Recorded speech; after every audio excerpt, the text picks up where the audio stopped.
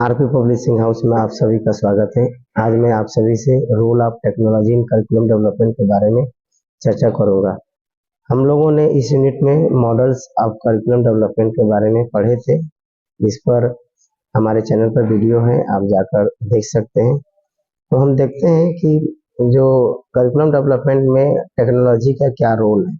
तो सबसे पहले तो डिजिटल कंटेंट की हम लोग बात करें, डिजिटल सामग्री की बात करें तो डिजिटल सामग्री में हम लोग जो भी आपके ई बुक्स है या आपका ऑडियो रिकॉर्डिंग है या वीडियो रिकॉर्डिंग है या मल्टीमीडिया जो संसाधन है, वो सारे जो है आपका डिजिटल कंटेंट के अंतर्गत आते हैं।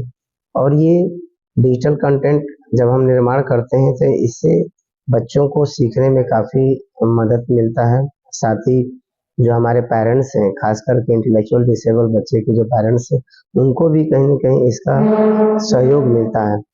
और जब भी हम इंटेलेक्चुअल डिसेबल बच्चे के लिए जो हम लोग पाठ्यक्रम का निर्माण करते हैं, उसमें टेक्नोलॉजी को ध्यान में रखते हुए हमें पाठ्यक्रम का निर्माण करना चाहिए, क्योंकि आज के बदलते परिवेश में टेक्नोलॉजी का एक महत्वपूर्ण भूमिका बढ़ गई है। तो हम लोगों को जो भी हम लोग टेक्नोलॉजी बना रहे हैं उसमें हमें क्या करना है कि इसकी कंटेंट्स को हमें ध्यान में रखना है। दूसरा, अगर हम लोग बात करें यहाँ पर ऑनलाइन लर्निंग प्लेटफॉर्म्स की बात करें, तो ऑनलाइन लर्निंग प्लेटफॉर्म्स भी ढेर सारे आपके इन बच्चों के सीखने के लिए, सिखाने के लिए अवेलेबल हैं। तो उनको भी कहीं न कहीं हमें करिकुलम्स में ध्यान में रखना चाहिए। जब भी हम लोग करिकुलम डेवलप करें तो उन ऑनलाइन लर्निंग प्लेटफॉर्म्स को यहाँ पर स्थान देना चाहिए, जिससे कि चाहे वो बच्चा हो या आपका पेरेंट्स हो, वो ऑनलाइन जो लर्निंग प्लेटफॉर्म्स है उससे किसी एक्टिविटीज को देखकर, सीखकर अपने बच्चे में एक बेहतर तरीके से विकास कर सकें। साथ ही जो लर्निंग मैनेजमेंट सिस्टम है, इसको भी कहीं न कहीं हम लोगों को ध्यान में रखना है, जिसको हम लोग LMS बोलते हैं। ये शॉर्ट आप कह सकते हैं कि नोट्स में आ भी सकता है या 1 मार्क्स के क्वेश्चंस में पूछ सकता है कि LMS का फुल फॉर्म बताइए। तो हम लोग लर्निंग मैनेजमेंट सिस्टम इसको बोलते हैं। ये लर्निंग मैनेजमेंट सिस्टम आपके सॉफ्टवेयर एप्लीकेशन से संबंधित होते हैं। जो भी शैक्षणिक सामग्री है, उसके प्रबंधन और उसके विवरण में काफ़ी ये महत्वपूर्ण भूमिका निभाता है, जिससे कि हम एक बच्चे के जो प्रोग्रेस है उसको भी हम लोग ट्रैक कर सकते हैं, उसके रिपोर्ट्स को भी हम लोग राइटिंग कर सकते हैं, हम रिपोर्ट्स को तैयार कर सकते हैं। तो इस तरीके से देखा जाए तो बच्चे के करिकुलम्स में लर्निंग मैनेजमेंट सिस्टम को कहीं न कहीं हमें ध्यान में रखना होगा, जब भी हम लोग करिकुलम का निर्माण करें एक CWID बच्चे के लिए। साथ ही जो एजुकेशनल ऐप्स हैं, आज के टाइम में ढेर सारे एजुकेशनल ऐप्स अवेलेबल हैं, इनको भी कहीं न कहीं हमें पाठ्यक्रम में शामिल करना चाहिए, जिससे कि हम बच्चे को बेहतर तरीके से लर्निंग करा सकते हैं। और जो एजुकेशनल ऐप्स आए हैं वो काफ़ी इंटरैक्टिव लर्निंग्स गेम्स हैं, या आप कह सकते हैं कि आज के टाइम में डिजिटली जो है फ्लैश कार्ड भी है या अन्य अदर जो है स्टडी मटेरियल्स जो है अवेलेबल हैं, जो काफ़ी बच्चों को आकर्षक रूप में सीखने में मदद करते हैं। तो इसको हमें कहीं न कहीं ध्यान में रखना होगा। उसके हम लोग बात करें एडाप्टिव लर्निंग को भी हमें ध्यान में रखना है। ये भी एक प्रकार का आपका टेक्नोलॉजी है, और इस टेक्नोलॉजी को हम ध्यान में रखते हुए बच्चे को बेहतर तरीके से हम लोग सिखा सकते हैं। और इसमें हम लोग खास करके जो बच्चे के नीड्स हैं, उस नीड्स को हमें किस तरीके से बेहतर तरीके से उसमें डेवलप करने हैं, और उसके लिए कौन-कौन से ऐसे मटेरियल्स हैं, उनको हम किस तरीके से बेहतर तरीके से उनके अनुसार अनुकूलित कर सकते हैं सामग्री को। तो ये सारी चीज़ें जो हैं यहाँ पर हम लोग इस एडाप्टिव लर्निंग्स के माध्यम से हम लोग बच्चे को मटेरियल को अनुकूलित करते हुए उनको सीखने में मदद हम लोग प्रदान करते हैं। साथ ही हम लोग बात करें तो गेमिफिकेशन है, गेमिफिकेशंस के माध्यम से भी हम लोग बच्चे को बेहतर तरीके से सिखा सकते हैं। आज के टाइम में ये सारे एजुकेशनल गेम्स आ गए हैं, एजुकेशनल गेम्स का डिजाइन किया गया है, और जो बच्चे के लर्निंग के लिए काफ़ी महत्वपूर्ण है और काफ़ी उनको अट्रैक्टिव भी करता है और उनके लर्निंग्स को काफ़ी मज़ेदार बनाते हुए उनको सीखने में मदद करता है।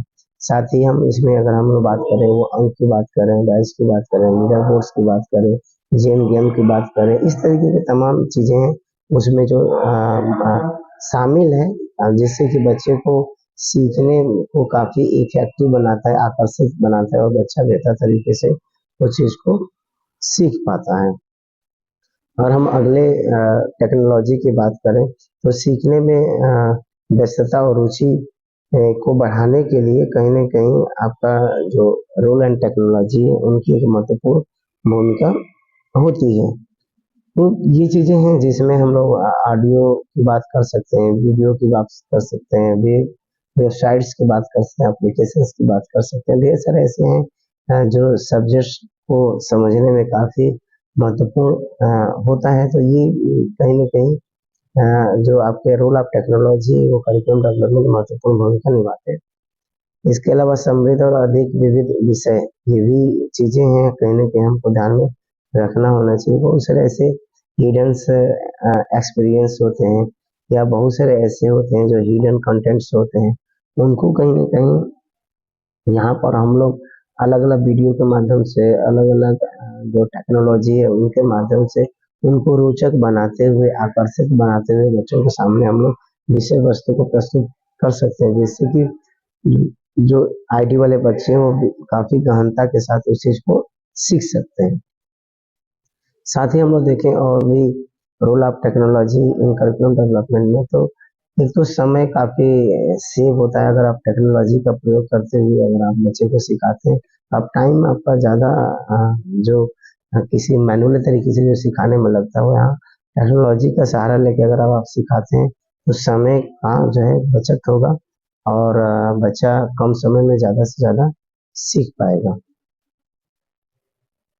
इसके साथ हम लोग बात करें पर्सनलाइज़ लर्निंग की बात करें तो यहाँ हम लोग रोल ऑफ टेक्नोलॉजी की बात करें तो यहाँ हम लोग बेहतर तरीके से एक व्यक्तिगत बच्चे की नीड को ध्यान में रखते हुए उसको हम लोग व्यक्तिगत तौर पर उसको बेहतर तरीके से अधिगम आपका वातावरण या सीखने का अवसर या हम कहते हैं कि जो सीखने के लिए जो गतिविधियाँ हैं उनको बेहतर तरीके से अनुकूलित करते हुए उनको हम लोग सिखा सकते हैं।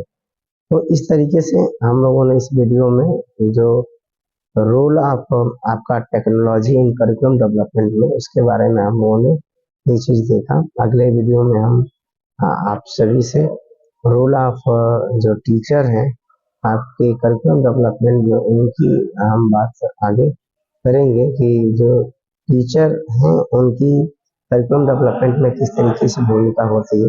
निश्चित तौर पर मैं आशा करता हूँ कि आप लोगों ने इसको बेहतर तरीके से सीखा होगा, समझा होगा। अगर आपके कुछ व्यक्तिगत सुझाव हैं तो निश्चित तौर पर आप कमेंट बॉक्स में हमें दें कि हम हमें और किस तरह के कंटेंट्स और क्या हमें कंटेंट्स में बदलाव करना है जिससे कि आप बेहतर तरीके से इफेक्टिव तरीके से आप सीख सकें। हमारा उद्देश्य यही है कि आप बेहतर तरीके से नॉलेज को गेन करें, बेहतर तरीके से सीखें, जानें। धन्यवाद।